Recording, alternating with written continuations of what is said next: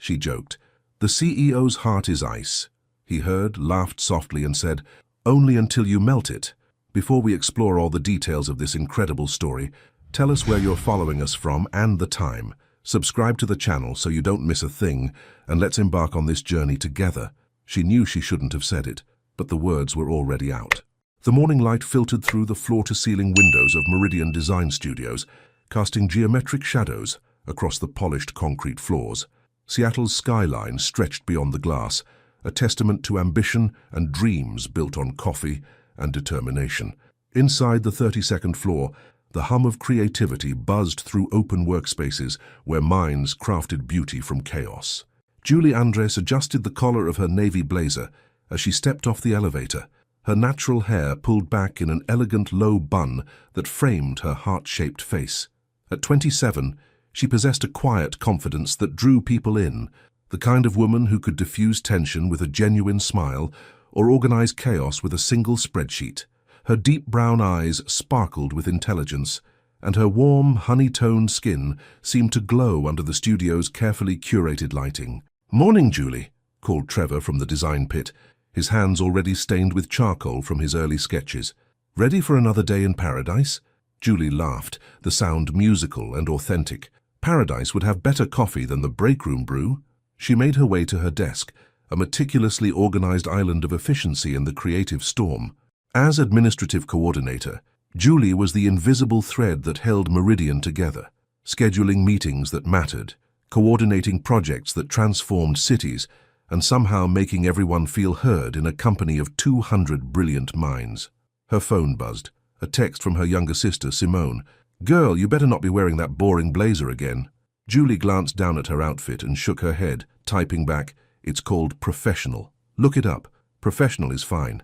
But you're 27, not 47. Live a little." Before Julie could respond, the elevator chimed with a distinct sound that made the entire floor unconsciously straighten.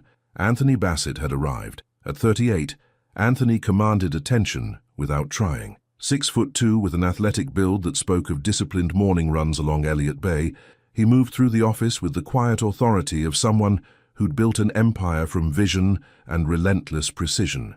His dark hair was perfectly styled, not a strand out of place, and his steel-grey eyes seemed to catalogue everything while revealing nothing. Anthony wore his usual armor, a charcoal Tom Ford suit that fit like it was painted on, crisp white shirt, and a burgundy tie that cost more than most people's rent. But it wasn't the expensive clothes that made people nervous. It was the man inside them, cool, calculating, emotionally impenetrable. The staff called him many things behind his back: the Machine, Mr. Freeze, or simply Ice King. He'd earned the reputation through 5 years of building Meridian into the Pacific Northwest's premier design firm, never losing his temper, never showing weakness, never letting personal feelings cloud professional judgment. Julie watched him stride past her desk toward the executive wing, noting the way conversations died and productivity suddenly spiked in his wake. She'd worked here for 3 years and could count on one hand the number of times Anthony had spoken directly to her. Their interactions were professional, brief, and always left her feeling like she was being politely dismissed. Not that she minded. Julie preferred the background anyway, observing, organizing, keeping the wheels turning while others took the spotlight. Her computer chimed with a meeting reminder, 10 a.m. department head review. Julie gathered her files, ensuring every document was perfectly aligned, every agenda item prioritized. Attention to detail wasn't just her job, it was her superpower. The conference room filled with Meridian's creative leaders, department heads, senior designers, project managers. Julie took her usual seat near the door, notepad ready, invisible as always. Anthony entered precisely at 10, his presence immediately shifting the room's energy. He didn't need to call for attention. Silence fell naturally.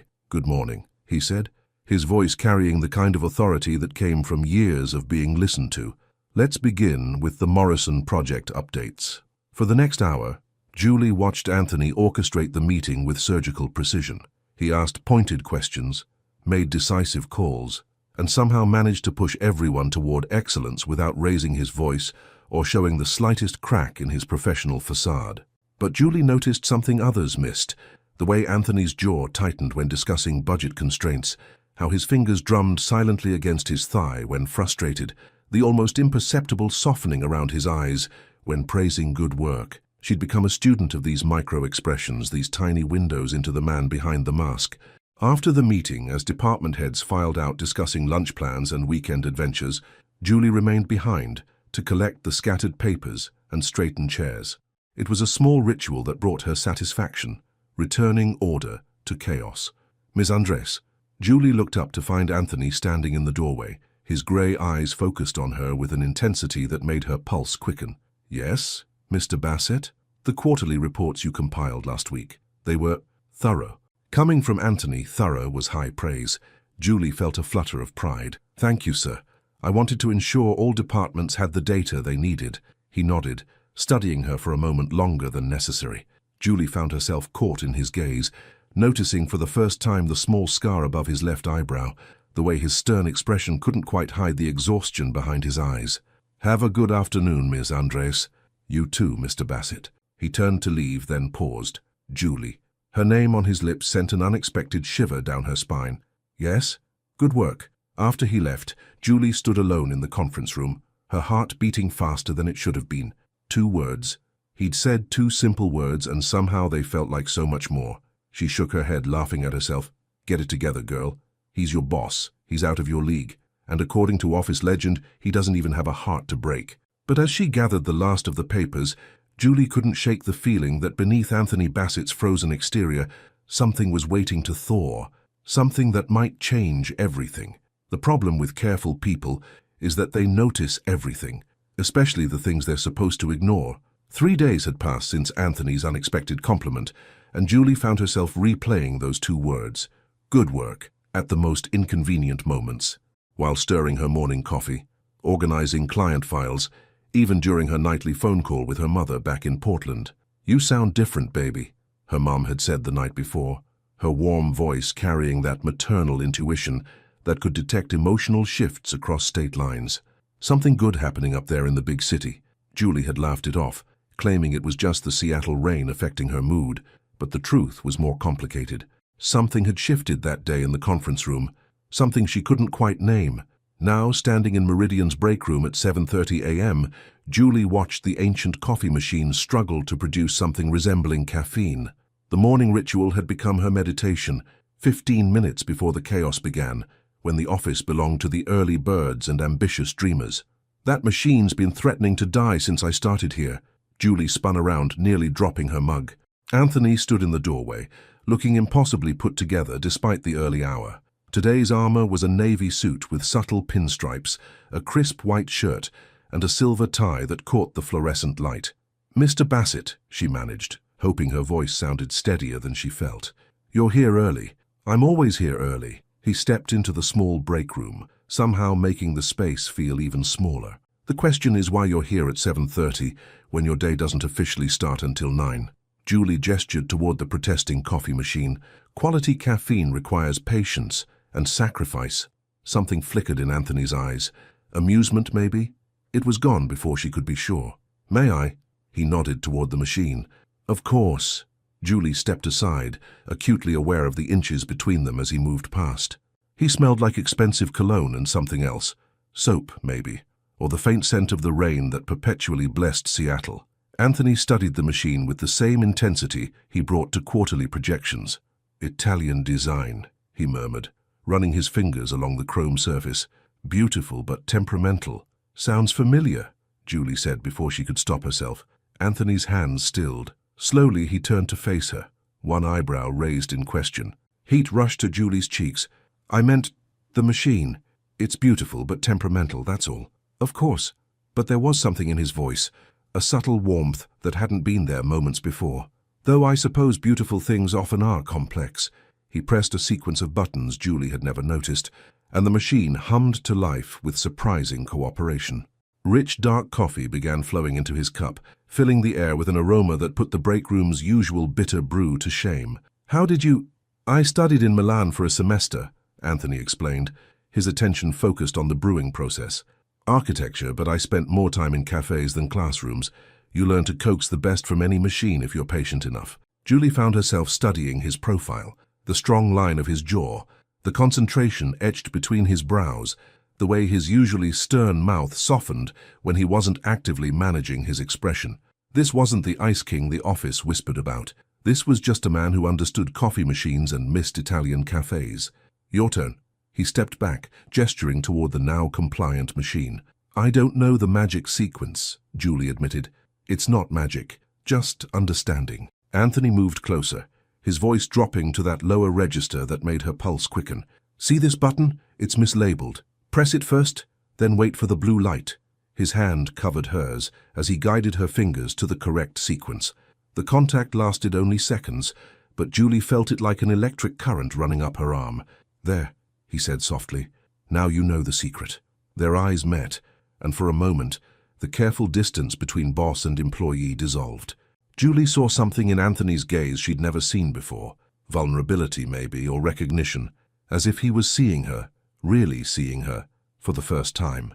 The moment shattered when Trevor burst through the break room door, already talking before he registered the scene. Julie, thank God you're here. The Bellingham client is having a meltdown about the color palette and... Trevor stopped mid-sentence, noticing Anthony. His eyes widened like he'd stumbled into a private meeting between world leaders.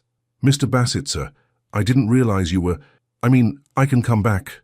No need, Anthony said, his professional mask sliding back into place with practiced ease. Ms. Andres, thank you for the coffee consultation.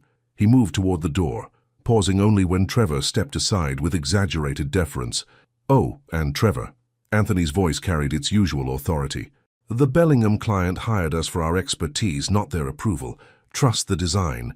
After Anthony left, Trevor turned to Julie with obvious bewilderment. What just happened? Was the Ice King actually nice? Julie busied herself with adding cream to her coffee, avoiding Trevor's curious gaze. He was just explaining the coffee machine. That wasn't explaining. That was... Trevor searched for the right word. Intimate. In a weird, corporate way. Don't be ridiculous. Julie. Trevor's voice turned serious. Be careful.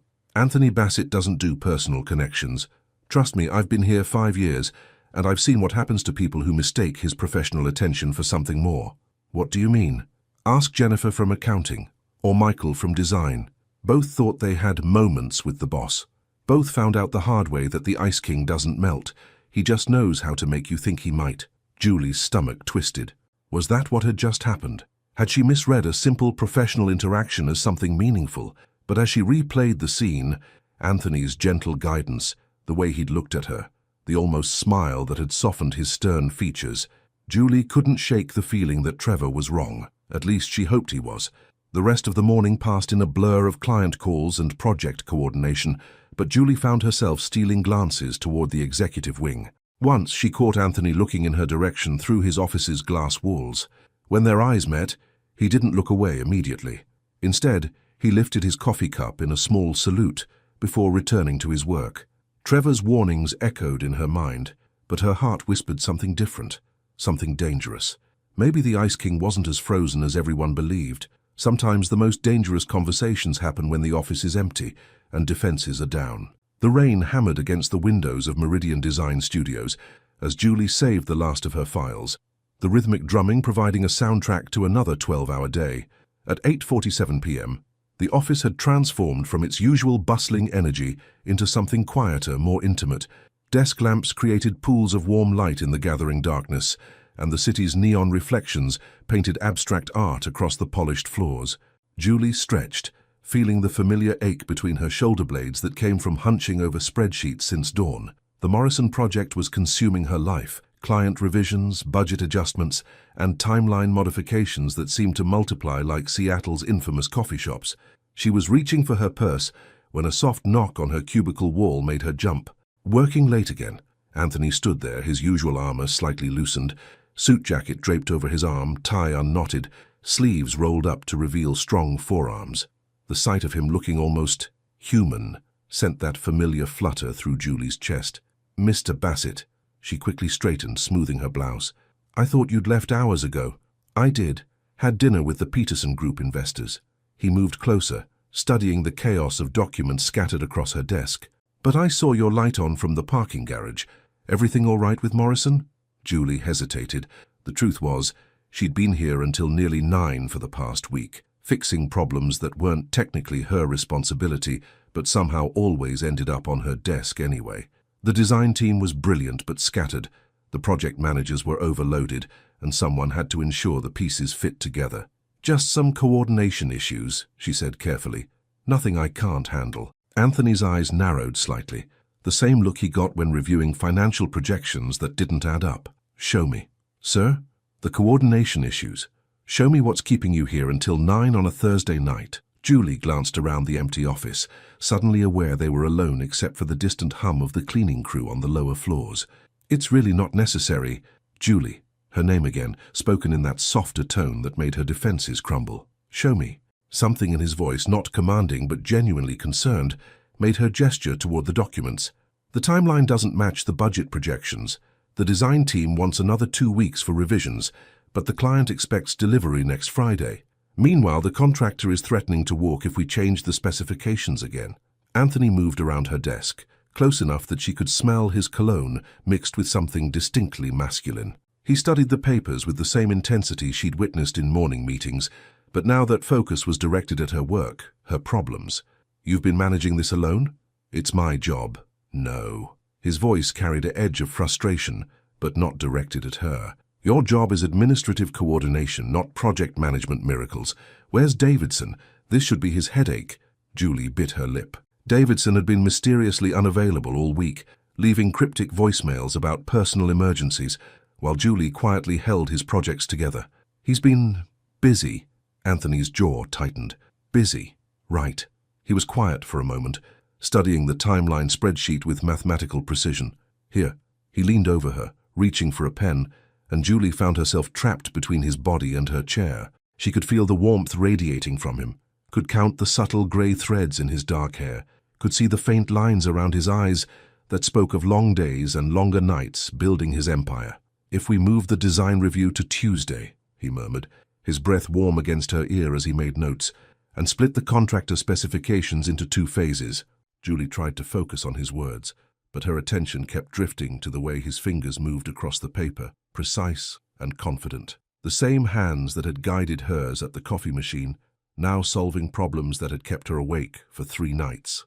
"That could work," she managed, proud that her voice sounded steadier than she felt. Anthony straightened but didn't step away. Their eyes met, and Julie saw something flicker in his gaze, awareness maybe of their proximity, of the way the empty office seemed to pulse with possibility.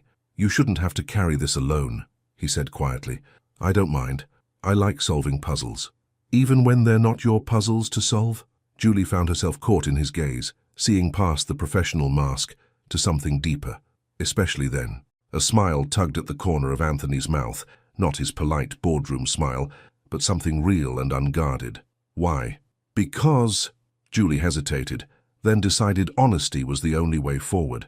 "Because when everything works perfectly, when all the pieces fit together, there's this moment where chaos becomes harmony. It's beautiful." Anthony was quiet for so long that Julie wondered if she'd said too much, revealed too much of herself, to a man who collected information like some people collected art. "You see beauty in spreadsheets and timelines," he said finally. "You see possibility in broken coffee machines and architectural disasters." "Touché." Anthony's smile widened, transforming his entire face. "Though I prefer to think of them as optimization opportunities." Julie laughed, a real delighted sound that echoed through the empty office. "That's the most CEO thing you've ever said." "I am a CEO. You're also the man who spent 20 minutes teaching me about Italian coffee culture this morning." "That wasn't teaching, that was—" Anthony paused as if searching for the right words. "That was sharing something that mattered to me." The admission hung between them, heavy with implications neither seemed ready to address directly. Julie felt her heart speed up, felt the careful professional distance they'd maintained beginning to crack. "Why?" she asked softly. Anthony's eyes never left hers. "Because you listened, like it mattered to you too." The moment stretched, filled with possibility and danger in equal measure. Julie was acutely aware of how easy it would be to take a step forward, to close the distance between them, to find out if the connection she felt was real or just wishful thinking. Instead, Anthony stepped back, the spell breaking as reality reasserted itself. "It's late," he said, his voice returning to its professional register. "You should get home." "Right, of course." Julie began gathering her things, embarrassed by how much his withdrawal stung. "Thank you for the help with Morrison." Julie. She looked up to find him watching her with an expression she couldn't quite read. Next time you're drowning in coordination issues, come to me. Don't wait until you're here past 9. I don't want to bother. You're not a bother. The words came out firmer than he'd probably intended. You're valuable to this company. Your perspective matters. Julie nodded, not trusting herself to speak. As she headed toward the elevator, she could feel Anthony's eyes following her, could sense the weight of all the things neither of them had said. But sometimes the most important conversations happen in silence. He didn't plan it. But the best moments rarely follow a blueprint. Friday morning arrived with unexpected sunshine, transforming Seattle from its usual grey palette into something almost optimistic. Julie stood at her apartment window, sipping coffee from her favorite mug, a ceramic piece her sister had made in college, slightly lopsided but perfect in its imperfection. Her phone buzzed with a text from Simone. Date tonight. Please tell me you're not spending Friday night reorganizing your closet again. Julie smiled, typing back. My closet is perfectly organized, thank you very much. That's exactly my point. You're 27, not 72. Live. Before Julie could respond, another message appeared. Also, Mom wants to know if you're bringing anyone to Cousin Maya's wedding next month. Julie's stomach clenched. The wedding. She'd successfully avoided thinking about it for weeks, but the inevitable family interrogation was approaching. At 27, she was officially the last single cousin in a family that treated marriage like a competitive sport. Tell Mom I'm bringing my career. She'll disown you. Worth the risk. An hour later, Julie was at her desk reviewing vendor contracts when her email chimed with a message from Anthony Bassett. Her pulse quickened as she opened it. Subject: Morrison Project, Client Meeting. Ms. Andres, the Morrison Group has requested a face-to-face review of the final concepts. I'd like you to attend as project coordinator to address any timeline concerns. Meeting is scheduled for 2 p.m. at their Bellevue offices. Please prepare a comprehensive status report. A. Bassett. Julie read the message twice, her heart racing. Client meetings were typically reserved for senior staff and department heads. For Anthony to include her meant either he trusted her judgment or he needed her expertise on the coordination issues they'd discussed the night before. Maybe both. She spent the next 3 hours crafting the most detailed status report of her career, cross-referencing timelines, budgets, and delivery schedules until every detail was bulletproof. When Anthony's assistant called to say he'd pick her up at 1:30, Julie felt a flutter of nerves that had nothing to do with the presentation. At exactly 1:30, Anthony appeared at her desk wearing a charcoal suit that should have been illegal in 12 states. His silver tie caught the afternoon light, and Julie noticed he'd chosen cufflinks instead of buttons, small details that spoke of extra care in his appearance. Ready? He asked, and Julie caught something in his voice. Anticipation, maybe, or nervousness disguised as confidence. Absolutely. The drive to Bellevue gave Julie her first glimpse of Anthony outside the office environment. He drove a sleek BMW with the same precision he brought to everything else, but she noticed the jazz playing softly on the stereo, the coffee cup in the holder that suggested he was human enough to need afternoon caffeine. Tell me about the Morrison Group, Anthony said as they merged onto I-90. Your impression of them as people, not just clients. Julie considered the question, appreciating that he'd asked for her perspective rather than just data. They're perfectionists who don't actually know what perfection looks like. Every revision request is them trying to capture a feeling they can't articulate. Anthony glanced at her, eyebrows raised. That's unusually insightful for an administrative assessment. I listen to the subtext in their emails. When someone says minor adjustments, they usually mean, I hate this, but don't know how to fix it. And you think you know how to fix it? Julie felt heat rise in her cheeks. I'm sorry, I didn't mean to overstep. You didn't. Anthony's voice was firm. I asked for your opinion because I value it. What would you tell them if you were running this meeting? The question hung between them as they drove through the afternoon traffic. Julie realized this was a test, but not the kind designed to catch her failing. Anthony genuinely wanted to know what she thought. I'd tell them that great design isn't about perfection, she said slowly. It's about creating something that feels inevitable, like it couldn't exist any other way. Anthony was quiet for a long moment. When he spoke, his voice was softer than usual. That's exactly what I was going to tell them. The Morrison Group offices occupied the top 3 floors of a glass tower overlooking Lake Washington. Julie had researched the company thoroughly, a family business built on luxury residential developments, known for attention to detail and client satisfaction that bordered on obsession. Richard Morrison met them in the lobby, a silver-haired man in his 50s, who radiated the confidence of someone who'd built his fortune by trusting his instincts. His handshake was firm, his smile genuine, but Julie noticed the way his eyes assessed both her and Anthony with shrewd calculation. "Mr. Bassett, a pleasure as always. And you must be Ms. Andres, Rick Morrison." "Mr. Morrison, thank you for including me. Anthony speaks very highly of your work, says you're the reason his projects actually get delivered on time." Julie felt Anthony's eyes on her as heat climbed her neck. "I just help coordinate the details." "Details matter," Morrison said with approval. "Shall we?" The conference room overlooked the lake, afternoon sunshine turning the water into liquid gold. Morrison's team was smaller than Julie had expected. Just Morrison, his daughter Elena, who handled design liaisons, and their construction manager, Tom Bradley. Anthony began the presentation with his usual confidence, walking them through the final design concepts with the kind of quiet authority that made people want to say yes. But Julie watched the clients' faces, reading the micro-expressions that revealed their true reactions. Elena Morrison was nodding, but her fingers drummed against her notepad, a sign of nervous energy. Tom Bradley kept glancing at his phone, suggesting timeline concerns. And Richard Morrison himself was doing that thing Julie had learned to recognize in difficult clients, smiling while calculating how to ask for the impossible. When Anthony finished, the room fell silent except for the soft hum of air conditioning. "It's beautiful work," Morrison said finally.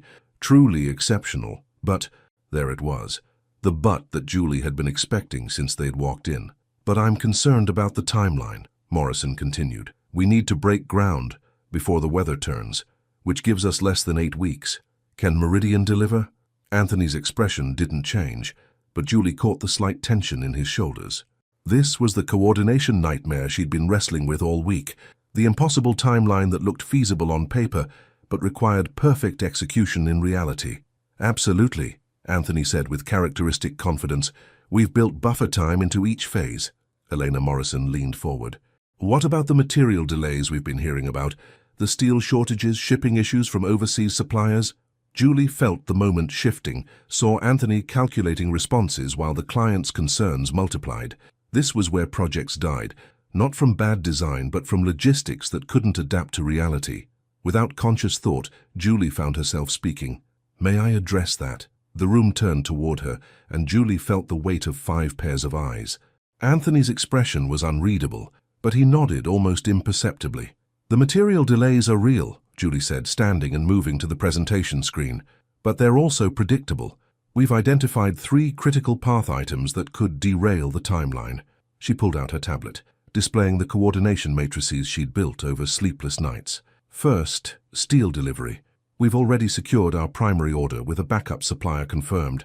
Second, the specialty glass for the main facade, ordered yesterday with priority shipping. Third, the Italian stonework for the lobby." "That's been our biggest concern," Tom Bradley interrupted. "The quarry said 12 weeks minimum." Julie smiled. "Unless you have the right connections." Mr. Bassett studied architecture in Milan. He still has relationships with suppliers who can expedite orders for the right project. She glanced at Anthony, whose eyes had widened slightly at her unexpected revelation of his expertise. "The stone can be here in 6 weeks if we place the order by Monday," Julie continued. "Everything else is already in motion." Richard Morrison was leaning forward now, his earlier skepticism replaced by genuine interest. "You've already coordinated all this?" "It's what I do," Julie said simply. "I see the pieces that have to fit together and make sure they do." "Impressive." Morrison looked between Julie and Anthony with new appreciation. "Very impressive." The meeting concluded 30 minutes later, with signed contracts and a timeline that would challenge everyone but was actually achievable. As they walked back to the parking garage, Anthony was unusually quiet. "That was—" he began, then stopped. "I'm sorry if I overstepped," Julie said quickly. "I know you had everything under control." "Julie." Anthony stopped walking, turning to face her in the concrete shadows of the parking garage. "That was brilliant. You just saved $1 million project." The praise hit her like a physical force, warming her from the inside out. "I just connected some dots." "You connected dots I didn't even see. The Milan suppliers, the backup materials, the way you read their concerns." Anthony shook his head. "Where did you learn to do that?"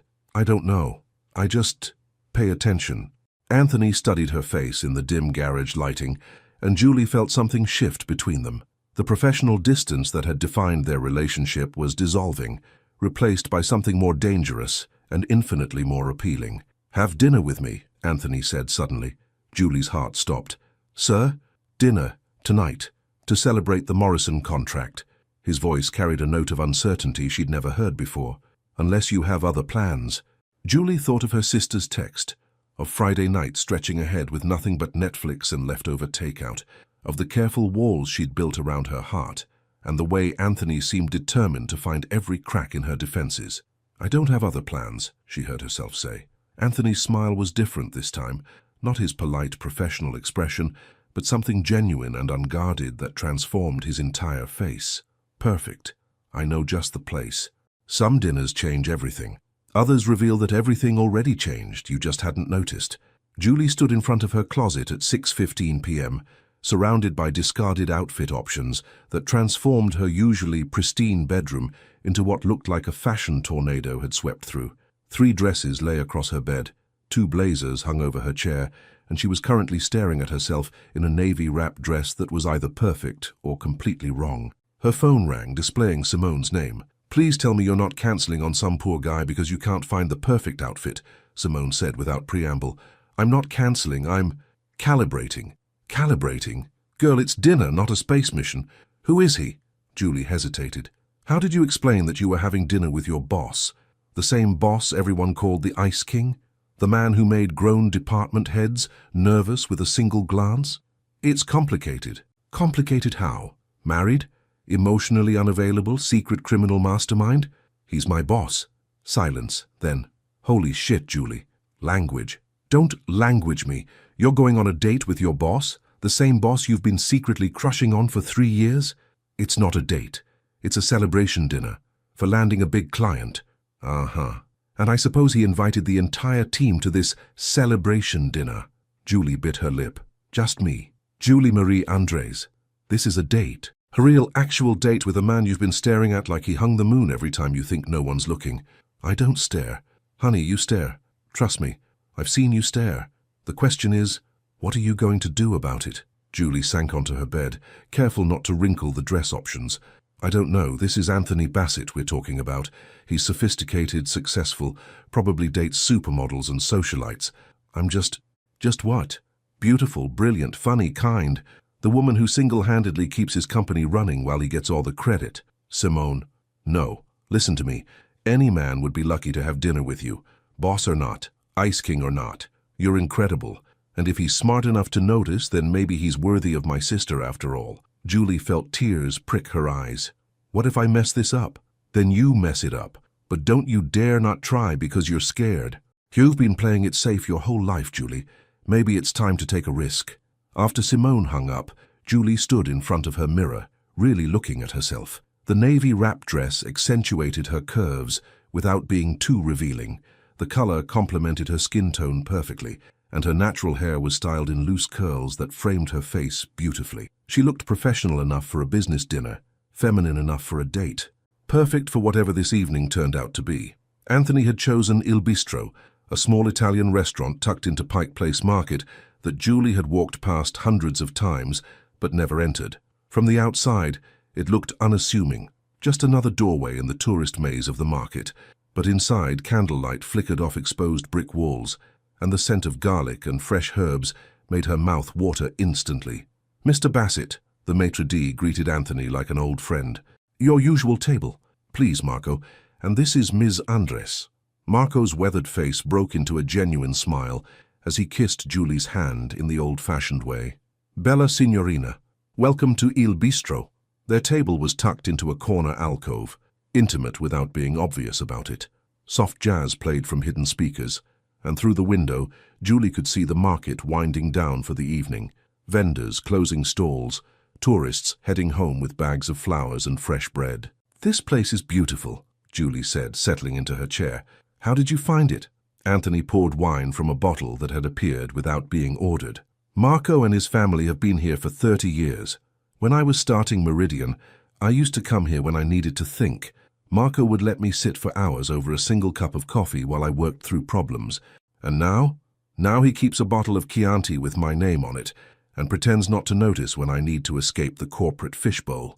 Julie took a sip of the wine, surprised by its warmth and complexity. You come here to escape. Anthony was quiet for a moment, studying the wine in his glass. Sometimes the weight of being Anthony Bassett CEO gets heavy. Here, I'm just another customer who appreciates good food and honest conversation. The admission surprised her. Anthony had always seemed so comfortable with his authority, so naturally suited to leadership, that she'd never considered the burden it might carry. "Is that why you studied architecture instead of business?" she asked. "You've been researching me." Heat climbed Julie's neck. "I mentioned Milan earlier in the meeting. I realized I'd never actually asked about your background." Anthony smiled, not his polite professional expression, but something warmer. Architecture was about creating beauty from nothing, taking empty spaces and imagining what they could become. Business, he paused, considering. Business is about maintaining what already exists. But you created Meridian from nothing. I created a company. The beauty comes from people like you who see connections I miss and solve problems I didn't know existed. Marco appeared with plates of antipasti, olives, cured meats, cheese that smelled like heaven. "For the signorina," he said, placing a small dish in front of Julie. "Fresh mozzarella made this morning by my wife." After Marco left, Anthony leaned forward slightly. "Tell me something about yourself that's not in your personnel file." Julie nearly choked on her wine. "My personnel file? Age, education, employment history? But I don't know anything about Julie Andres the person. What you do when you're not coordinating my chaos?" The question was more intimate than anything that had passed between them before. Julie felt like she was standing at the edge of a cliff, deciding whether to jump. "I volunteer at the animal shelter on weekends," she said finally. "Walking dogs, mostly. There's something peaceful about it, just being present with creatures who don't care about deadlines or profit margins." "What else?" "I paint. Watercolors. Nothing fancy. Usually landscapes or city scenes. I like trying to capture the way light changes throughout the day." Anthony's eyes brightened with interest. "Do you have a favorite subject?" "Seattle in the rain. I know it sounds cliché, but there's something beautiful about the way the city looks when it's washed clean. All soft edges and reflected light. It's not cliché, it's observation, seeing beauty where others see inconvenience." "What about you?" Julie asked, emboldened by his genuine interest. "What does Anthony Bassett do when he's not being a CEO?" "Lately, I work. And when I'm not working, I think about work." Anthony's smile was self-deprecating. "I know how that sounds. Lonely." The word slipped out before Julie could stop it, hanging between them like a confession neither had intended to make. Anthony's expression grew serious. "Yes, it is." Marco returned with their main courses, ossobuco for Anthony, seafood risotto for Julie that looked like a work of art. But Julie barely noticed the food, caught up in the shift that had occurred in their conversation. "Why did you invite me tonight?" she asked softly. Anthony was quiet for a long moment, cutting his meat with surgical precision. "Because watching you in that meeting today, seeing you command the room with such quiet confidence, I realized I've been missing something important, which is you." Anthony met her eyes directly. "I've been so focused on maintaining professional distance that I failed to see the remarkable woman right in front of me." Julie's heart hammered against her ribs. "Anthony, I know this complicates things. I know there are professional boundaries, company policies, a dozen reasons why this is probably a terrible idea." Anthony set down his fork, giving her his complete attention. "But I also know that life is short, and opportunities for genuine connection are rare. I'd rather navigate complications than live with regret." The restaurant seemed to fade around them, reduced to candlelight and possibility. Julie felt like she was balanced on that cliff edge again, but this time, the jump didn't seem so terrifying. "What are you saying?" "I'm saying that somewhere between coffee machines and client meetings, you've become the most interesting part of my day. I'm saying that I'd like to find out what happens when we stop pretending this is purely professional." Julie reached for her wine, needing a moment to process the magnitude of what Anthony was offering. "And if it doesn't work, if we try this and it falls apart, then we'll handle it like adults." "But Julie," Anthony's voice dropped to that intimate register that made her pulse race. "What if it does work?" Outside the window, Seattle sparkled in the early evening darkness, the market settling into its nighttime rhythm. Inside Il Bistro, two people sat across from each other, finally acknowledging what had been building between them for months. Julie took a breath, feeling like she was about to change her life forever. "Then I guess we find out together." Monday morning after crossing a line feels different. Everything looks the same, but the air itself has changed. Julie woke up Monday morning with the kind of smile that hurt her cheeks and a flutter in her stomach that had nothing to do with coffee. She'd replayed Friday night's dinner approximately 17 times over the weekend, analyzing every word, every glance, every moment when Anthony's careful composure had slipped to reveal something deeper. The way he'd walked her to her car, his hand settling naturally on the small of her back. How he'd hesitated before saying goodnight, as if weighing words he wasn't quite ready to speak. The text he'd sent Saturday morning. Thank you for a perfect evening. Looking forward to continuing the conversation. Even Anthony's flirtation sounded like a business proposal, which Julie found ridiculously charming. She dressed with extra care, a burgundy blouse that brought out the warmth in her skin, her best-fitting black slacks, the pearl earrings her grandmother had given her for college graduation. Professional enough for the office, but with subtle touches that said she'd made an effort. For him.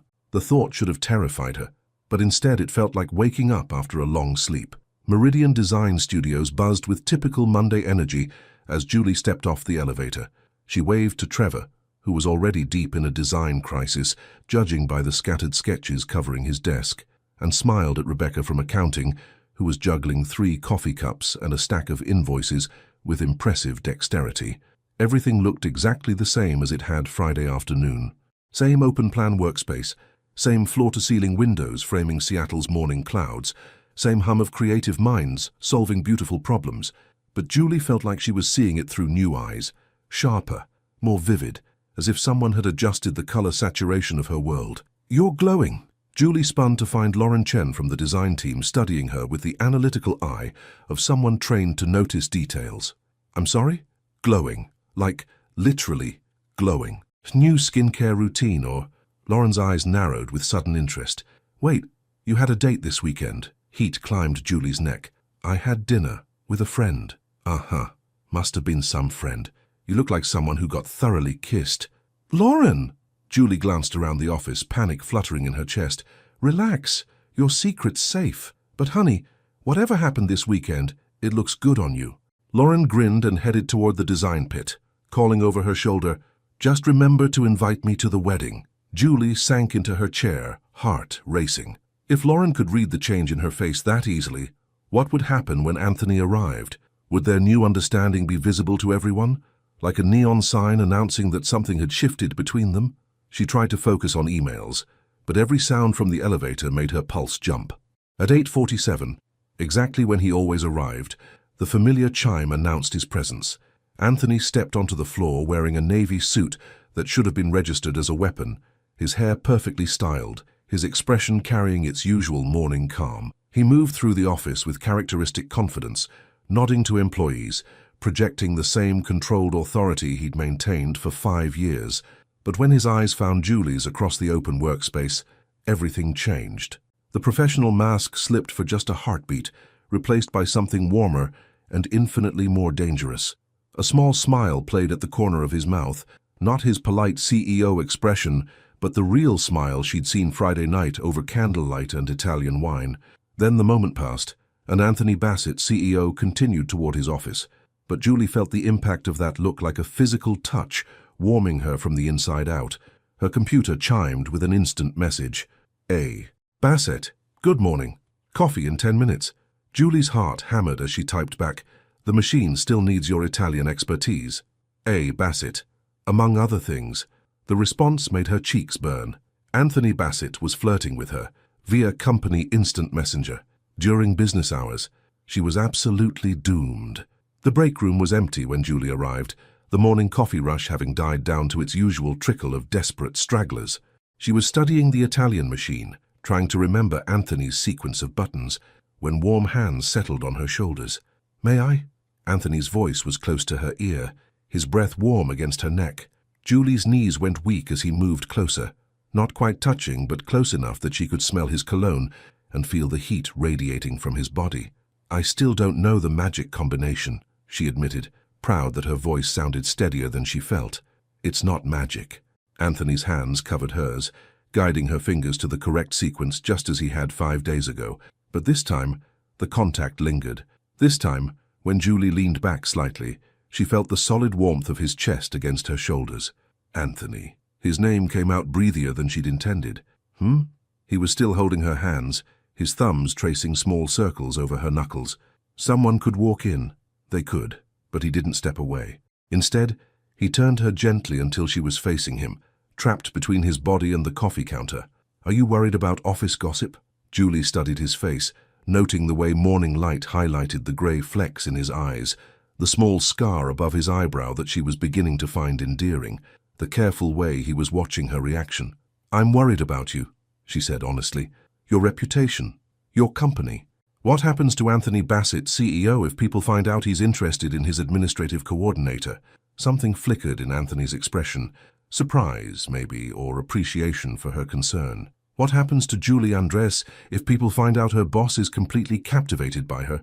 The word captivated hit her like a small earthquake. Julie felt her carefully constructed defenses crumbling, replaced by something brave and reckless that she barely recognized. "I guess we find out together," she said, echoing her words from Friday night. Anthony's smile was soft and genuine, transforming his entire face. "I was hoping you'd say that." He was leaning closer, and Julie realized with a mixture of terror and anticipation that Anthony Bassett was about to kiss her in the company break room. Her heart hammered against her ribs, her lips parted slightly in invitation. "Oh, sorry!"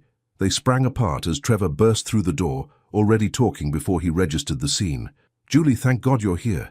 The Bellingham client is having another meltdown about the color palette, and I need you to work your magic with their timeline anxiety, and—" Trevor stopped mid-sentence, his eyes widening as he took in Julie's flushed cheeks and Anthony's carefully neutral expression. "Mr. Bassett, sir. I didn't see you there. I mean, I see you now, obviously, but I didn't see you when I came in because I was focused on the client crisis. Not that there's anything to see because you're just getting coffee. Both of you, together, getting coffee." Trevor was babbling, which meant he definitely noticed something was happening but wasn't quite sure what. "The Bellingham client," Anthony said smoothly, as if intimate moments in break rooms were standard CEO protocol. "What specific concerns do they have?" Julie marveled at Anthony's ability to shift seamlessly back into professional mode while her heart was still racing from their near kiss. "Color temperature in the main lobby," Trevor said, clearly grateful for the subject change. "They want warmer tones, but that throws off the entire palette we've developed. Schedule a call for this afternoon," Anthony instructed. "Julie, can you coordinate with their design team to review alternatives?" "Of course," Julie managed, impressed that her voice sounded normal. Anthony nodded to both of them and headed toward the door, pausing only when Trevor was distracted by his phone buzzing. "Julie," Anthony's voice was low, meant only for her. "Dinner tonight? To continue our conversation about client management strategies."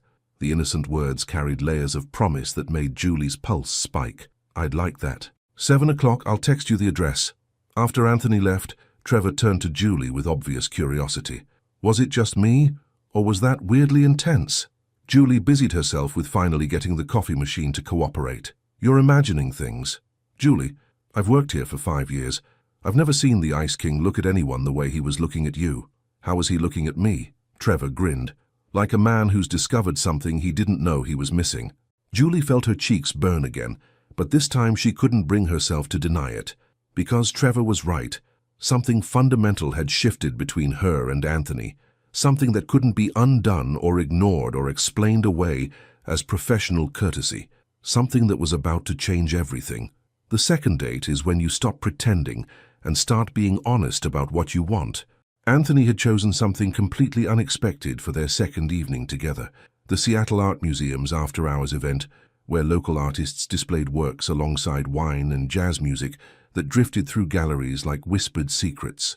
Julie stood before a watercolor landscape that reminded her of her own attempts at capturing Seattle's moody beauty, acutely aware of Anthony beside her, close enough that she could feel the warmth radiating from his body.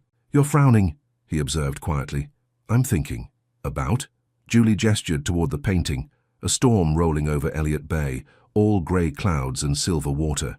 "The artist captured something I've been trying to paint for months. That moment right before the rain hits when the air feels electric and anything seems possible." Anthony studied the piece with the same intensity he brought to architectural blueprints. "What's been stopping you?" "Fear, probably, of not getting it right. Of trying to capture something too big for my skill level." Or, Anthony said, turning to face her fully, fear of capturing it perfectly and having to admit you're more talented than you pretend to be. The observation hit closer to home than Julie had expected. She'd been hiding behind self-deprecation for so long that she'd almost convinced herself it was true. Is that your professional opinion, Mr. Bassett? That's my personal observation, Julie. Her name on his lips still sent that familiar shiver down her spine. You have a habit of diminishing your own abilities, in meetings, in conversation, even with your art, as if taking up space is something you need to apologize for. They moved through the gallery slowly, pausing before pieces that caught their attention. Julie found herself relaxing in a way she hadn't expected, the wine and Anthony's quiet presence combining to create something that felt dangerously close to perfect. Tell me about your family, Anthony said as they stopped before a sculpture that seemed to defy gravity. Julie hesitated. Her family was wonderful but complicated, loving, loud, and utterly bewildered by her choice to live quietly in Seattle instead of settling down in Portland with a nice man and 2.5 children. My parents are teachers. Mom handles kindergarten. Dad teaches high school history. They've been married 32 years and still hold hands in public, which is either adorable or embarrassing depending on your perspective. And you have a sister, Simone. She's 24, a ceramic artist, and completely convinced that I'm wasting my life being responsible and practical. Julie smiled, thinking of her sister's reaction to the dinner invitation. She's probably right. Anthony was quiet for a moment, studying the sculpture with apparent fascination. What does she think about you having dinner with your boss? Heat climbed Julie's neck. I may have mentioned you. And she wants to know if you're worthy of her sister. Anthony's laugh was genuine and surprised.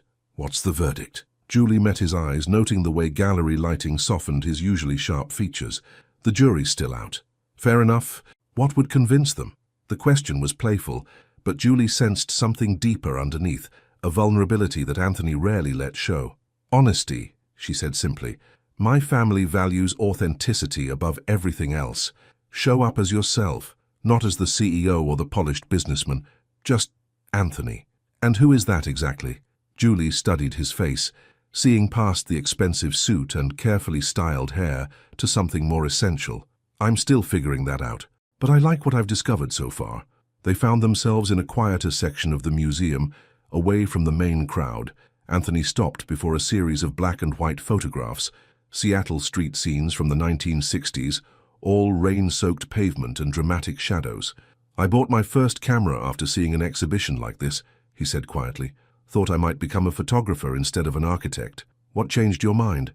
Practicality, responsibility, the need to build something stable. Anthony's smile was self-deprecating.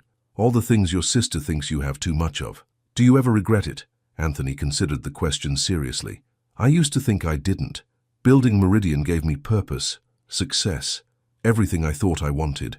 But lately I've been wondering what I might have created if I'd been brave enough to take the risk. Julie felt something shift between them, a deeper honesty that went beyond wine and romantic lighting. It's not too late, you know, to be brave. Anthony turned to face her fully, his grey eyes intense in the dim gallery lighting. Is that what this is? Being brave? Terrifyingly so. Anthony stepped closer, close enough that Julie had to tilt her head back to maintain eye contact. I haven't been terrified in years. It's unsettling. Good terrified or bad terrified, the kind that makes you feel alive. Anthony's hand came up to cup her cheek, his thumb tracing the line of her cheekbone. Julie, yes? I'm going to kiss you. Here, in this museum, surrounded by art and possibility, and I don't care who sees. Julie's heart hammered against her ribs. Anthony, if that makes you uncomfortable. No. Julie's hand settled over his wrist, holding his touch against her face. I want you to. Anthony's smile was soft and genuine, transforming his entire expression. Then he leaned down and kissed her. It wasn't the desperate, passionate kiss from a movie. It was something better, gentle and sure, and full of promise. Anthony kissed her like she was precious, like he had all the time in the world to discover the shape of her lips and the sound of her sigh. When they broke apart, Julie felt dizzy and warm and completely changed. That was, she began, long overdue. Julie laughed, the sound echoing softly through the gallery. I was going to say perfect. Even better. They stayed close together, foreheads nearly touching, sharing the same breath in the intimate space they'd created around themselves. Julie felt like she was standing at the edge of something vast and wonderful, and slightly terrifying. "What happens now?" she asked quietly. Anthony's hand moved to tangle in her hair, his touch gentle but possessive. "Now we stop pretending this is just professional courtesy, and start admitting it's something else, something much more dangerous." Julie felt her pulse spike at the promise in his voice. "How dangerous?" Anthony's smile was different this time, not his careful CEO expression, but something real and unguarded that made her knees weak, the kind that changes everything. Later, as Anthony walked her to her car in the museum's parking garage, Julie felt the evening's magic settling around them like a warm coat. The kiss had shifted something fundamental between them, crossing a line they couldn't uncross. "Dinner Friday?" Anthony asked as they reached her car. "That's becoming a habit." "I hope so." Anthony's hand settled on her waist, thumb brushing against her hip bone through the fabric of her dress. "Though next time, I'm cooking." Julie's eyebrows rose. "You cook? I have many hidden talents, Ms. Andres." The way he said it, low and intimate, made heat pool in Julie's stomach. "I'm beginning to discover that." Anthony leaned down to kiss her again, softer this time but no less affecting. When he pulled back, his eyes were dark with promise. "Friday, 7 o'clock, my place." "That's moving pretty fast, Mr. Bassett." Anthony's smile was pure mischief. "Sometimes the best architecture requires bold structural choices." Julie laughed despite herself. "Did you just compare our relationship to a building project? Would you prefer a different metaphor? How about we skip the metaphors and see what happens?" Anthony's expression grew serious, his hand coming up to cup her face again. "Julie, I need you to know this isn't casual for me. Whatever this is between us, it matters." The admission hit her like a small earthquake. Julie reached up to cover his hand with hers, threading their fingers together. "It matters to me, too." They stood like that for a moment, hands clasped, hearts racing, both aware they were stepping into territory that could change everything. "Drive safe," Anthony said finally. "You too." Julie slipped into her car, but didn't start the engine immediately. Through her windshield, she watched Anthony walk to his BMW, noting the confident set of his shoulders, the way he moved with purpose even in a parking garage. As she drove home through Seattle's quiet streets, Julie caught herself smiling at red lights. Anthony Bassett, the Ice King, the untouchable CEO, had kissed her in a museum and promised to cook her dinner. And for the first time in her carefully planned life, Julie had no idea what came next. The thing about crossing lines is that you can never quite see where the next one is drawn. Anthony's penthouse overlooked Elliott Bay, from the 40th floor of a glass tower that pierced Seattle's skyline like an elegant sword. Julie stood in his living room Friday evening, a glass of wine in her hand, trying not to feel intimidated by the sheer perfection of everything around her. Floor-to-ceiling windows framed the bay like a living painting, the water dark and silver under the evening sky. The furniture was understated but clearly expensive, clean lines, neutral colors, everything placed with the same precision Anthony brought to his office. It was beautiful, sophisticated, and completely impersonal, like a very expensive hotel room where no one actually lived. "You're doing it again," Anthony called from the kitchen, where he was doing something that smelled incredible with garlic and white wine. "Doing what?" Frowning, thinking too hard, Julie moved toward the kitchen, following the scent of herbs and butter. "I was just noticing how perfectly organized everything is. Do you actually live here, or is this just where you store your suits?" Anthony looked up from the stove, where he was stirring something in a copper pan that probably cost more than Julie's monthly rent. He'd traded his usual armor for dark jeans and a white button-down with the sleeves rolled up, and the casual look was somehow more devastating than any designer suit. "That obvious, huh? There are no personal photos, no books lying around, no evidence of human habitation beyond very expensive furniture." Anthony's smile was self-deprecating. "I told you I work too much. Home is just where I sleep and change clothes." Julie studied his profile as he cooked, noting the way concentration softened his features. "When did you last take a real vacation?" Define real. More than a weekend. Somewhere that requires a passport. Anthony was quiet for a moment, tasting whatever he was creating. 4 years ago, Milan for a design conference, but I spent most of it in meetings, so I'm not sure that counts. "Anthony," Julie set down her wine and moved closer. "That's not living. That's just existing," says the woman who works 12-hour days without being asked. "That's different." "How?" Julie struggled to articulate the difference. "I work because I love solving puzzles, creating order, You work because... Why do you work so much? Anthony turned off the heat and faced her fully, his expression more serious than she'd expected. Because if I stop moving, I might have to think about what I'm moving toward. And for a long time, I wasn't sure I'd like the answer. The admission hung between them, heavy with implications. Julie stepped closer, close enough to see the flecks of gold in his grey eyes. And now I'm starting to think the answer might be standing in my kitchen, asking uncomfortable questions. Heat flooded Julie's cheeks. Anthony, I know, too much, too fast. But Julie, I've spent 5 years building walls around myself, and somehow you've found every crack in my defenses. I don't know how to do this halfway. Before Julie could respond, Anthony's phone rang with the sharp, insistent tone of someone calling after business hours. His face immediately shifted into professional mode as he glanced at the screen. I'm sorry, I have to take this. Morrison Group. Julie waved him toward the living room while she tried to calm her racing heart. Anthony's words echoed in her mind. The answer might be standing in my kitchen. It was a declaration wrapped in uncertainty, romantic and terrifying in equal measure. She could hear Anthony's voice from the other room, clipped and professional as he handled whatever crisis had arisen. Julie wandered back to the windows, watching lights twinkle across the bay, trying to process the magnitude of what was happening between them. Sorry. Anthony returned 10 minutes later, running a hand through his hair in frustration. Client emergency. The Morrison project has hit a snag with city permits. Is it serious? Potentially. We might need to revise the entire structural plan. Anthony moved to the stove, checking on dinner with distracted efficiency. I hate that work followed me here. Tonight was supposed to be about us. Julie studied his face, reading the tension in his jaw, the way his shoulders had tightened with stress. This was Anthony in crisis mode, the CEO who carried the weight of other people's problems without complaint. Can I help? Anthony looked surprised. Julie, you're off duty. This is your Friday night, and you're stressed about something I might actually be able to fix. What's the permit issue? For a moment, Anthony seemed to wrestle with himself, the man who handled everything alone, warring with someone who was learning to share the load. Timeline conflicts with the environmental impact study. The city wants a 6-week delay, but Morrison needs to break ground before the weather changes. Julie was already moving toward her purse, pulling out her phone. What if there's a workaround, alternative permits that might apply?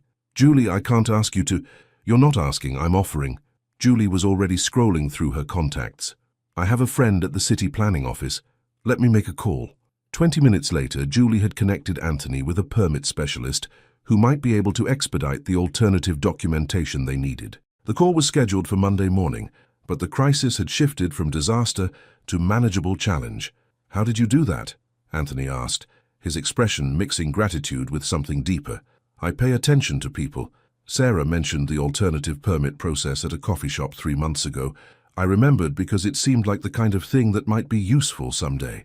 Anthony was staring at her with an intensity that made her stomach flutter. You just saved Morrison. Again, I made a phone call. You made connections I didn't even know existed. Anthony moved closer, his voice dropping to that intimate register that made her pulse race. Do you have any idea how extraordinary you are? Heat climbed Julie's neck. Anthony, no, I'm serious. You see solutions where others see problems. You remember details that matter. Anthony paused, as if searching for the right words. You make me want to be better than I am. The admission hit Julie like a physical force.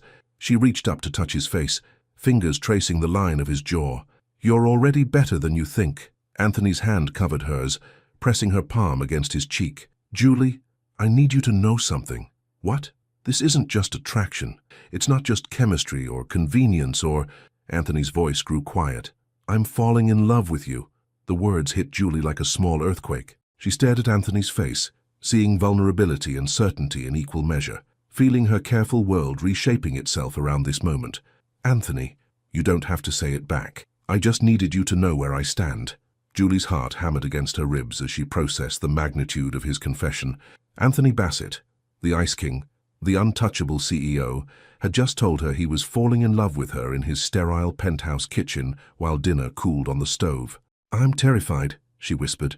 Of me? Of this? Of how much I want it to be real? Anthony's smile was soft and understanding. It is real, Julie. Whatever this is between us, it's the most real thing in my life. Before Julie could respond, Anthony leaned down and kissed her, But this kiss was different from the gentle exploration at the museum. This was deeper, more urgent, filled with weeks of careful restraint finally breaking free. Julie melted into him, her hands fisting in his shirt as Anthony's arms wrapped around her waist, pulling her closer. She could taste wine on his lips, could feel the rapid beat of his heart against her chest, could lose herself completely in the solid warmth of his body. When they finally broke apart, both breathing hard, Anthony rested his forehead against hers. "Stay," he said quietly. "Please." Julie's pulse spiked at the invitation, at the promise implicit in those simple words. She was standing at another cliff edge, but this time the jump felt inevitable. "Anthony, not for anything you're not ready for. Just stay. Let me wake up tomorrow, knowing this is real."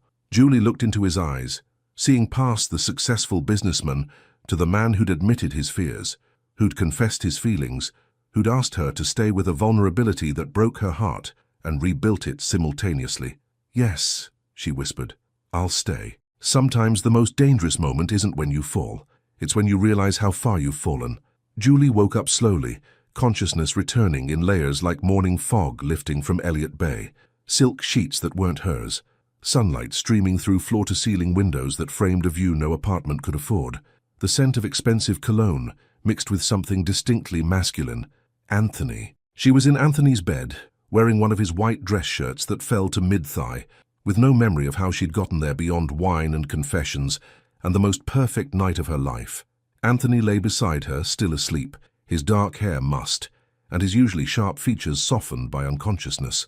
For a moment, Julie let herself simply watch him. Without the armor of his expensive suits and careful control, Anthony looked younger, more vulnerable. She could see the faint lines around his eyes that spoke of too many late nights, the small scar above his eyebrow that she'd traced with gentle fingers in the darkness. They hadn't made love, not in the traditional sense, but they'd shared something deeper, more intimate, hours of whispered conversations and gentle touches, of barriers dissolving and truths exchanged like gifts. Anthony had held her like she was precious, kissed her like she was the answer to questions he'd forgotten he was asking. Julie's phone buzzed from the nightstand, shattering the peaceful quiet.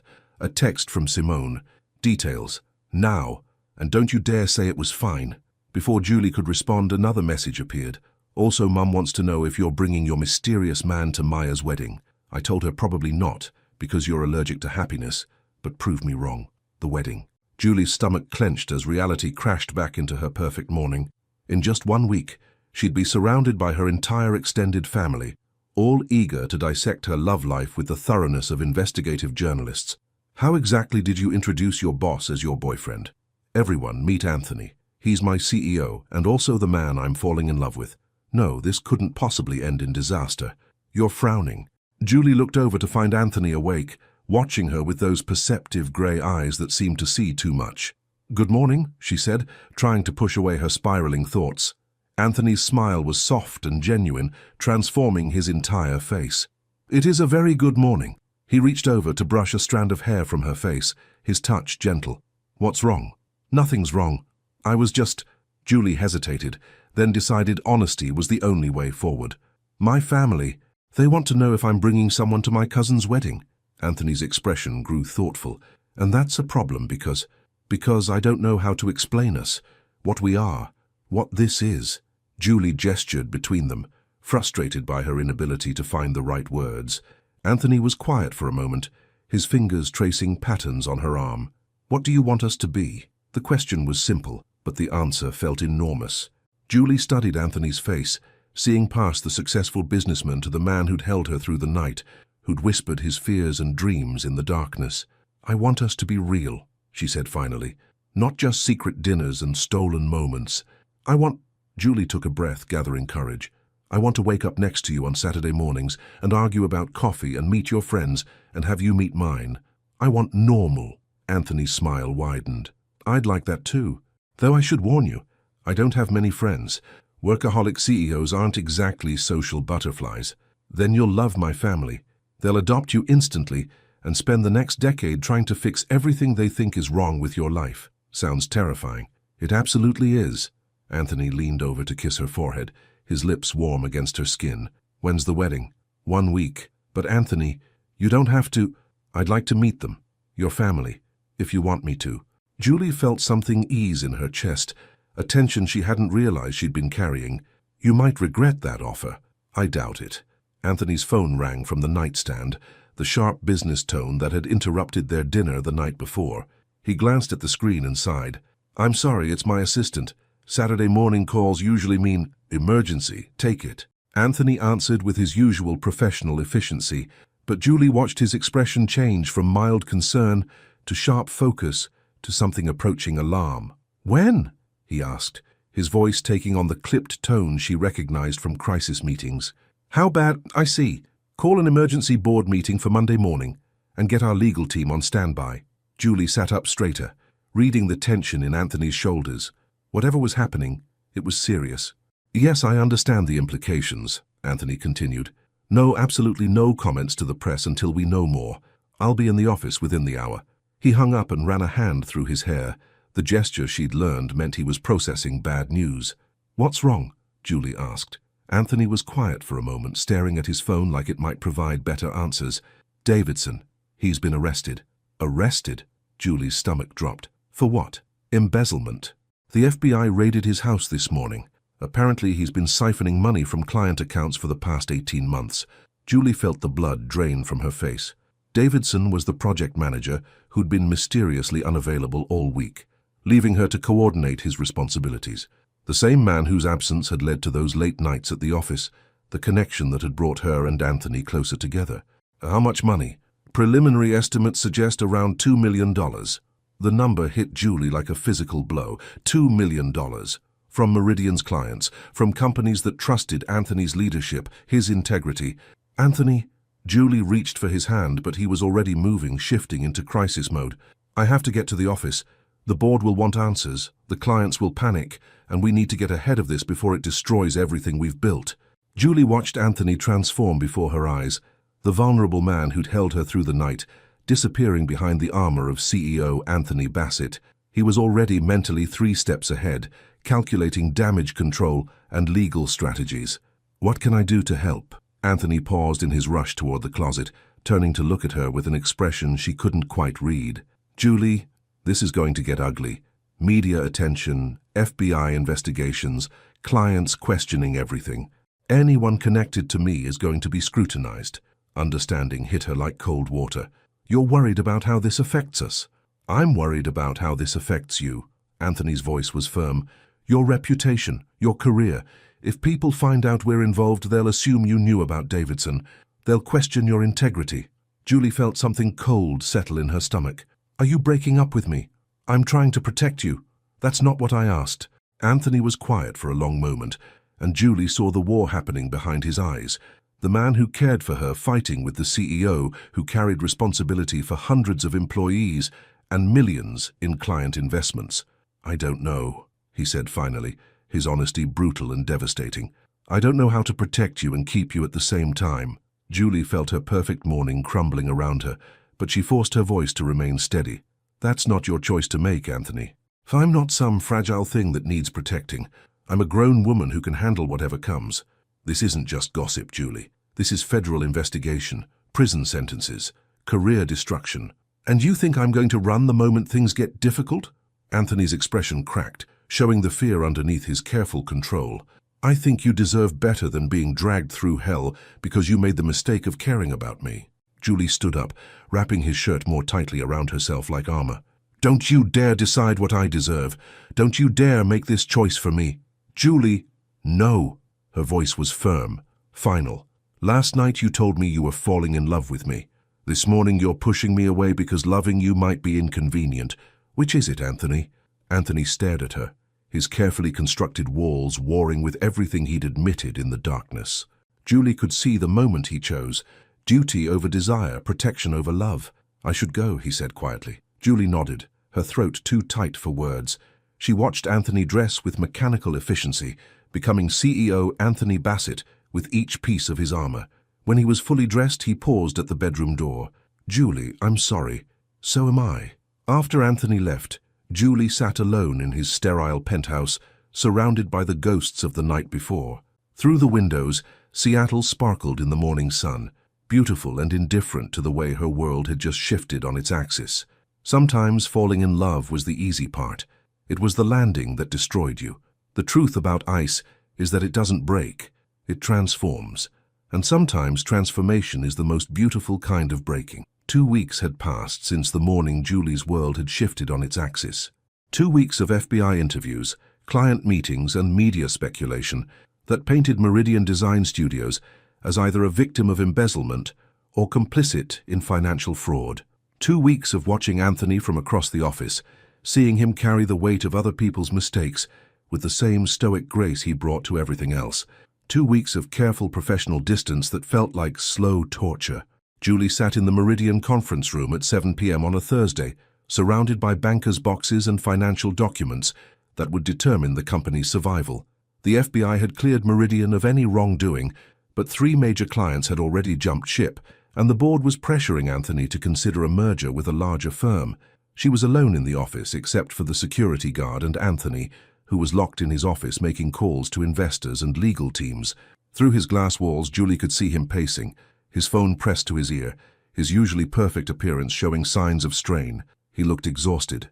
More than that, he looked broken in a way that had nothing to do with Davidson's betrayal and everything to do with the careful distance he'd maintained between them. Julie's computer chimed with an email from her sister. "Still coming to the wedding, Solo? Mom's starting to think you made him up." The wedding. Tomorrow afternoon, Julie would drive to Portland for 3 days of family celebration, questions about her love life, and pretending that her heart wasn't slowly breaking in a Seattle office building. She was reading through the Morrison Group contract modifications when Anthony's office door opened. He stood in the doorway, looking at her with an expression she couldn't quite read. "You should go home," he said quietly. "It's late. So should you. I have calls to make.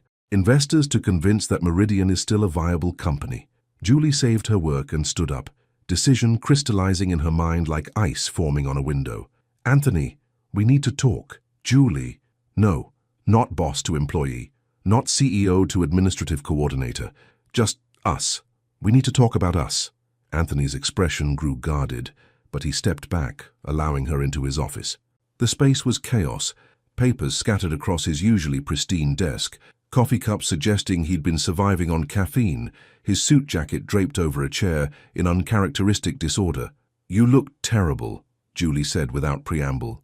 "Thank you. That's exactly what my confidence needed. When did you last eat a real meal? Sleep for more than 4 hours? Take a shower that wasn't strictly functional?" Anthony's jaw tightened. "I don't have time for self-care, Julie. I have a company to save. And you think destroying yourself is going to accomplish that? I think keeping my distance from you is going to protect you from being dragged down with me." There it was, the fear that had been driving Anthony's behavior for 2 weeks. Julie stepped closer, close enough to see the exhaustion etched around his eyes, the tension in his shoulders that spoke of carrying too much alone. "What if I don't want to be protected? Julie, what if I want to be here fighting beside you instead of watching from a distance while you slowly kill yourself with guilt and responsibility?" Anthony was quiet for a long moment, his hands clenched at his sides. "You don't understand what you're asking. Then explain it to me. Davidson stole $2 million under my watch. My leadership, my failure to see what was happening in my own company." Anthony's voice was rough with self-recrimination. "The FBI questioned everyone who worked closely with him. If they knew about us, about our relationship, they would have assumed you were involved. But I wasn't involved, and neither were you. That's not how public perception works. That's not how board members think when their investments are threatened." Anthony turned away from her, staring out at Seattle's evening skyline. "Do you have any idea what it would do to me if you got hurt because of my mistakes?" Julie felt something crack open in her chest at the raw pain in his voice. "Anthony, look at me." He turned slowly, and Julie saw past the CEO mask to the man underneath, vulnerable, terrified, carrying guilt that wasn't his to bear. "Davidson's choices are not your fault," she said firmly. "His betrayal doesn't make you a failure. And protecting me by pushing me away doesn't make you noble. It makes you a coward." Anthony flinched as if she'd slapped him. "Julie, no, let me finish. You told me you were falling in love with me. You asked me to stay. You made me believe that what we had was real, was worth fighting for. And the moment things got difficult, you decided I was too fragile to handle the truth. I was trying to protect you. You were trying to protect yourself." Julie stepped closer, close enough to see the flecks of gold in his grey eyes. You were terrified that if I stayed, I might leave anyway when things got really bad, so you pushed me away first. Anthony's expression cracked, showing the fear underneath. Yes, I was terrified, because losing you would destroy me, and I've built my entire life on not being destroyed by anyone. The admission hung between them, raw and honest and devastating. Julie reached up to cup his face, her thumbs tracing the sharp line of his cheekbones. "Anthony Bassett," she said softly, "you are brilliant, successful, and completely stupid if you think I'm going anywhere. Julie, I love you." The words came out fierce and certain, cutting through his protests. "Not CEO Anthony, not the man with the perfect suits and the corner office. I love the man who teaches me about Italian coffee machines and admits his fears in dark restaurants. I love the man who holds me like I'm precious and kisses me like I'm the answer to questions he forgot he was asking." Anthony's eyes were bright with unshed tears. "You love me? Desperately, completely, even when you're being an idiot who thinks protecting me means breaking both our hearts." Anthony's hands came up to cover hers, pressing her palms against his face. "I've been miserable without you." "Good. You deserve to be miserable." Anthony's laugh was shaky, but genuine. "I love you too. So much it terrifies me." "Then stop being terrified and start being brave." Anthony leaned down to kiss her, and Julie felt 2 weeks of careful distance dissolve in the contact. This kiss was desperate and relieved and full of everything they'd been holding back. Anthony kissed her like she was oxygen, and he'd been drowning like she was home and he'd been lost for years. When they broke apart, both breathing hard, Anthony rested his forehead against hers. "I'm sorry," he whispered. "I'm so sorry I pushed you away. Don't do it again. Never, I promise, never again." Julie smiled, feeling her world realign itself around this moment. "Good, because I have a wedding to attend tomorrow and I need a date." Anthony's eyebrows rose. "You still want me to meet your family? After everything?" "Especially after everything. They need to know that the man I love is brave enough to fight for what matters." Anthony's smile was soft and genuine, transforming his entire face. "What if they hate me?" "They won't. But if they do, we'll handle it together." "Together? Together?" Anthony pulled her closer, wrapping his arms around her waist. "Julie?" "Yes? Thank you for not giving up on me." Julie reached up to kiss him again, tasting promise and possibility on his lips. "Never. Even when you're being an idiot who thinks pushing me away is protecting me. Especially then." Outside the windows, Seattle sparkled in the evening darkness, beautiful and full of possibility. Inside Anthony's office, 2 people held each other and remembered what it felt like to be brave enough to love without reservation. The Ice King had melted, and in his place stood a man who was finally ready to let someone love him back. "So," Julie said, pulling back slightly to meet his eyes, "are you ready to meet my family?" Anthony's smile was pure mischief mixed with terror. "How bad can it be?" Julie laughed, the sound echoing through the empty office building. "Oh, you sweet, naive man. You have no idea what you've just signed up for. As long as I'm signing up for it with you, I can handle anything." And for the first time in weeks, Julie believed that was true. 6 months later, the morning light filtered through the windows of their shared apartment, no longer Anthony's sterile penthouse, but a space they'd created together. Books scattered across coffee tables, Julie's watercolor paintings gracing the walls, Anthony's camera equipment mingling with her art supplies in organized chaos that somehow made perfect sense. Julie stood at the kitchen window, watching Seattle wake up under a rare cloudless sky, her hands wrapped around a mug of perfectly brewed Italian coffee.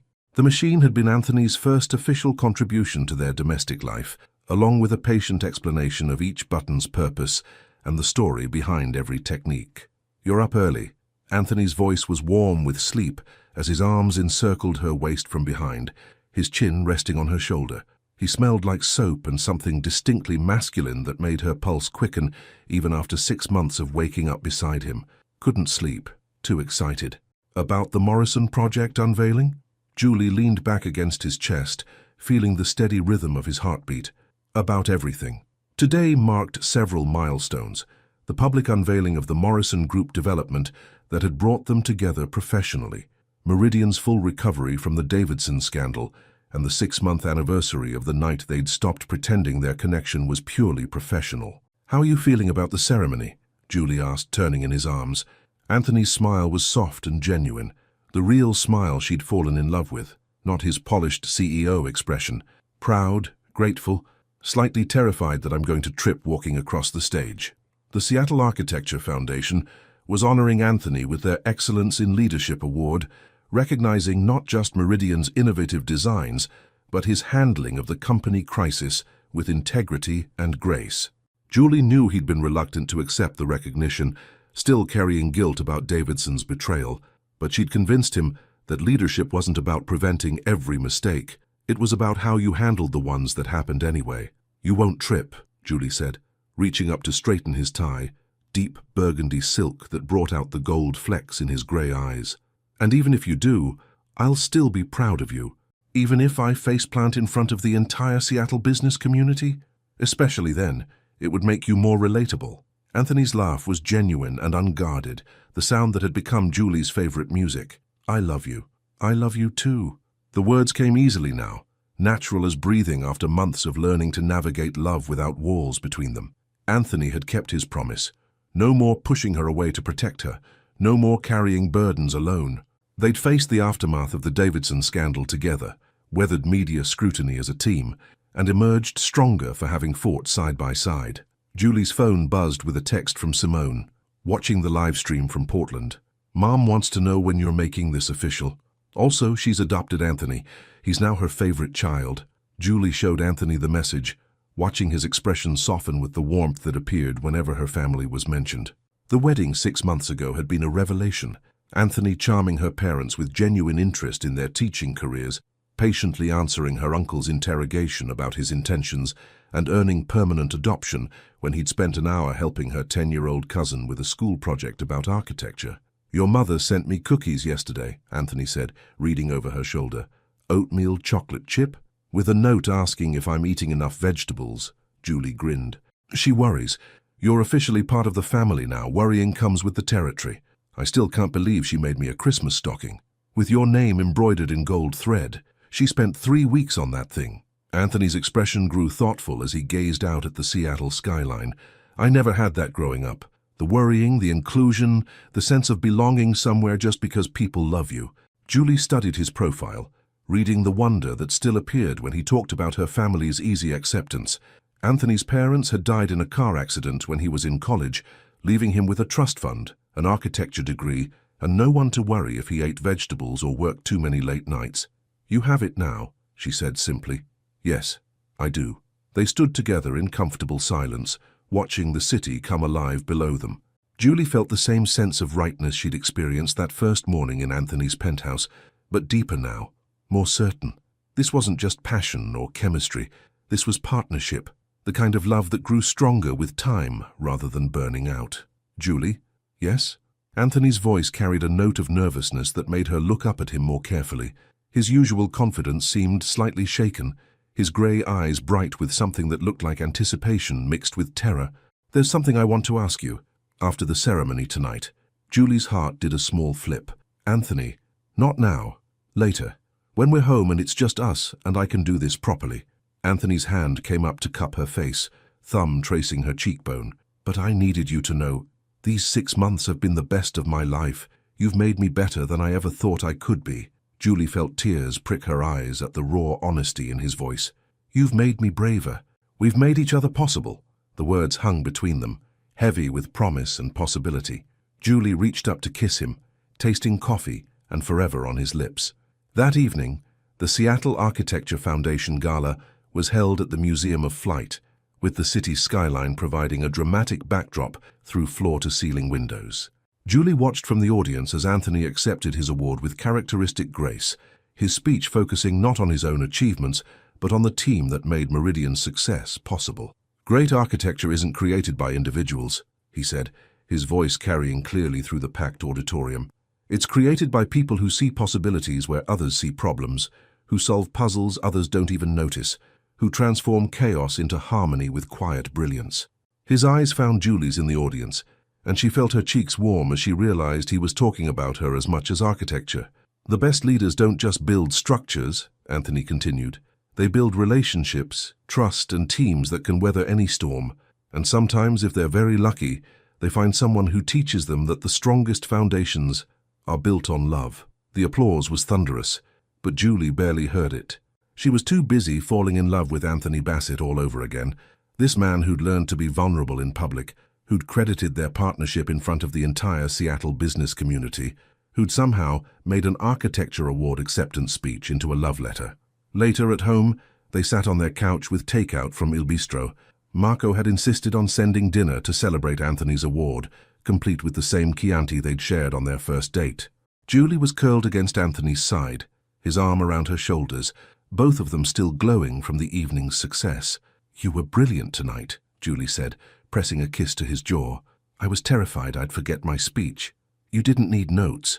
You spoke from the heart." Anthony was quiet for a moment, his fingers tracing patterns on her arm. "Julie? Yes? Earlier, when I said I had something to ask you." Julie's heart began to race as Anthony shifted beside her, reaching into his jacket pocket. When he turned back to her, he was holding a small velvet box that made her breath catch. "Anthony, 6 months ago, you told me that ice doesn't break. It transforms. You were right." Anthony's voice was steady but emotional, his grey eyes bright with unshed tears. "You transformed me, Julie. Made me believe in love, in partnership, in the possibility of building something beautiful together." He opened the box, revealing a ring that took her breath away. A classic solitaire with a stone that caught the light like captured starfire, elegant and timeless and perfect. "Julie Andres," Anthony said, his voice rough with emotion. "Will you marry me? Will you build a life with me, solve puzzles with me, transform chaos into harmony with me for the rest of our lives?" Julie felt tears streaming down her cheeks as she looked at the man who'd started as the untouchable Ice King and become her partner, her love, her home. "Yes," she whispered, then louder. "Yes, absolutely, yes." Anthony's smile was radiant as he slipped the ring onto her finger, the fit perfect, like everything else about them. Then he was kissing her, and Julie tasted promise and possibility, and forever on his lips. When they broke apart, both laughing and crying, Anthony rested his forehead against hers. "I love you," he said simply. "My brilliant, beautiful, extraordinary partner." "I love you too," Julie replied, admiring the way the ring caught the light. "My formerly frozen, completely thawed, perfectly imperfect fiancé." Outside their windows, Seattle sparkled in the darkness. The city that had brought them together now witness to their promise of forever. Inside their shared space, two people held each other and marveled at how love could transform everything. Ice into warmth, distance into intimacy, two separate lives into one beautiful whole. The Ice King had melted completely, and in his place stood a man ready to build the most beautiful architecture of all, a marriage based on love, trust, and the quiet magic of two hearts beating in perfect harmony. Sometimes the best love stories aren't about finding someone perfect.